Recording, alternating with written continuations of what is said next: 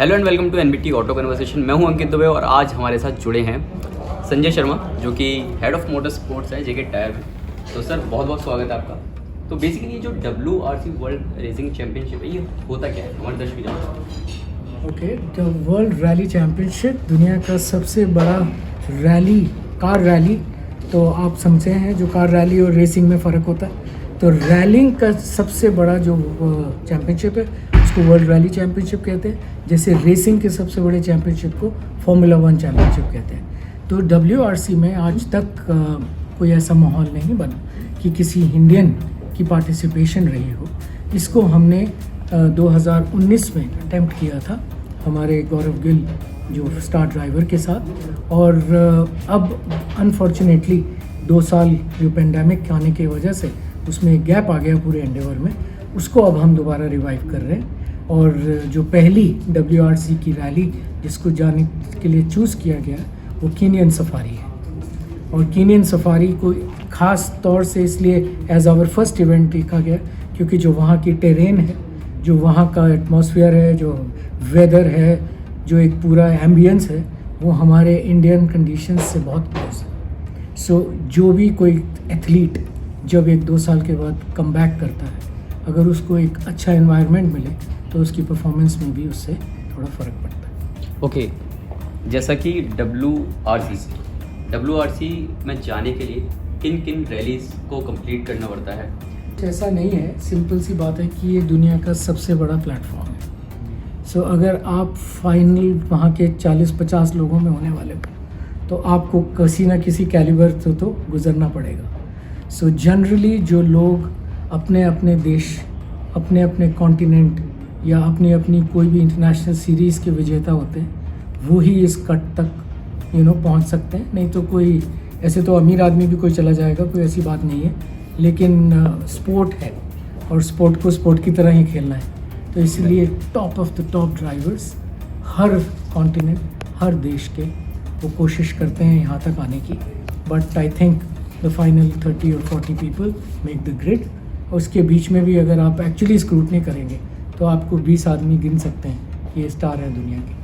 और आज अगर आपका एक इंडियन भी उस ग्रिड पे है तो ये हमारे लिए बहुत फ़ख्र की बात है।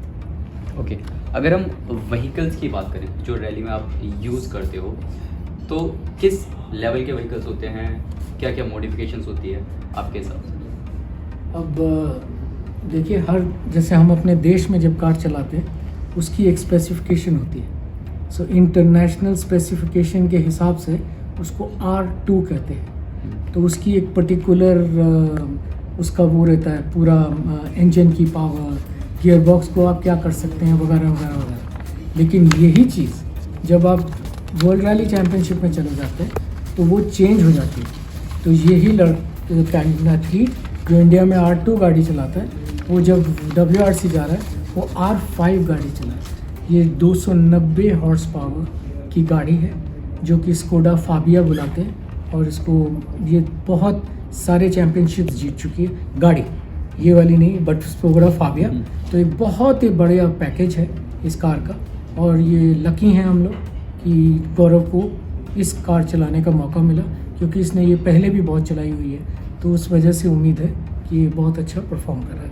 ओके, कंपनी ने एक अनाउंसमेंट और किया, 30,000 euro scholarship program, 3 lakh euro scholarship program की। तो बेसिकली ये जो स्कॉलरशिप है किन लोगों? ओके, हमारे देश में अब सबसे बड़ी बात है कि पिछले 10 साल में देखा गया है कि जो एज लेवल है कॉम्पिटिटर्स का वो अब बहुत इंटरनेशनल स्टैंडर्ड से मैच करने लग गया है। पहले ज़माने में जब तक बच्चे पीक करते थे बाहर जाने लायक, उनकी उम्र बाकी लोगों के हिसाब से थोड़ी ज़्यादा हो जाती थी। लेकिन अब आप 8 साल की उम्र में गो कार्टिंग करते हुए प्रोफेशनली बच्चों को इंडिया में देखते हैं। 14 साल की उम्र में प्रोफेशनली रेसिंग करते हैं, 18 साल होते ही प्रोफेशनली रैलिंग करते हैं। तो क्योंकि वो वाला जितना भी एज ग्रुप है तो इसलिए और बहुत सारे वर्टिकल्स हैं, 2 wheeler, off roading, 4 wheeler, 2 wheeler में ऑफ रोडिंग, रेसिंग, जितने भी वर्टिकल्स हैं उसमें जो भी यंग बच्चे हैं जो 12-13 साल के ब्रैकेट वाले, और उसके लिए हमने एक जजेस का पूल बनाया। तो वहाँ से इन टैलेंट को हम पिक करेंगे और फिर उनकी ट्रेनिंग, उनकी पूरा जो कैरियर प्लानिंग, ये वो उनके पेरेंट्स और उनके बाकी स्पॉन्सर्स या सपोर्टर्स के साथ मिलके चार्ट करेंगे और अपने 30 साल के एक्सपीरियंस में जो भी पुराने सब कोई कमी सीखी हो, कोई लर्निंग्स हो, उनको उसमें अडेप्ट करके एक अच्छा कैरियर बनाने की कोशिश करेंगे कि आज के बाद हमारे बच्चे भी एक यंग एज में अपने इंटरनेशनल काउंटर पार्ट्स के साथ compete भी करें, एक्सेल भी करें और देश का नाम रोशन भी करें। राइट सर, ये तो बहुत ज़्यादा अच्छा है कि आप हमारे इंडियन जो स्पोर्ट्समैन हैं, चाहे वो बच्चे हो चाहे बड़े हो, उनके लिए काफ़ी अच्छा सोच रहे हैं। लास्ट क्वेश्चन, WRC का ये जो केन्या में राउंड होने वाला है, इसको लेकर किस तरीके की एक्साइटमेंट आप देख रहे हो? देखिए, हम तो खुद स्पोर्ट्समैन हैं, सबके सब इसी स्पोर्ट से निकले हुए हैं, हम तो बहुत एक्साइटेड हैं। और मैं तो मेरी एज ग्रुप में जब हम स्पोर्ट प्रैक्टिस करते थे तो हिंदुस्तान में बहुत बड़ा एक फ्लैगशिप इवेंट होता था कि हिमालयन रैली। उस हिमालयन रैली में इंटरनेशनल पार्टिसिपेशन होती थी, लेकिन जो स्टार ड्राइवर्स आते थे वो कीनिया से आते थे।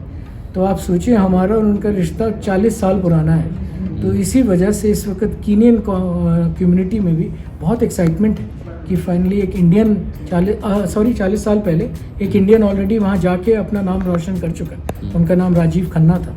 उसके बाद आज 40 साल बाद ये एक और इंडियन जा रहे हैं, लेकिन इस दफ़ा के एक और फ़ायदा ये है कि ये ऑलरेडी एशिया पैसिफिक चैम्पियन है, वर्ल्ड सीन में नाम है इनका, तो एक थोड़ी फ़ख्र की बात है। तो एक बहुत ही अच्छा इस वक्त एक माहौल बना हुआ है। मुझे लगता है कि एक स्पोर्ट्समैन के लिए वो भी बहुत ज़रूरी है। टैलेंट तो है ही है, बट क्राउड और उसकी पार्टिसिपेशन और मोटिवेशन, तो मुझे तो ये सब ऐड करेगा इसकी परफॉर्मेंस में। Thank you sir, thank you for joining NVT auto conversation. आपने काफ़ी बेसिक सवालों के काफ़ी विस्तार से जवाब दिए। इसके अलावा भी आपके मन में कोई सवाल हैं तो आप हमें नीचे कमेंट सेक्शन में पूछ सकते हैं। हम आशा करेंगे कि संजय जी हमसे फिर से जुड़े और उन सभी सवालों का जवाब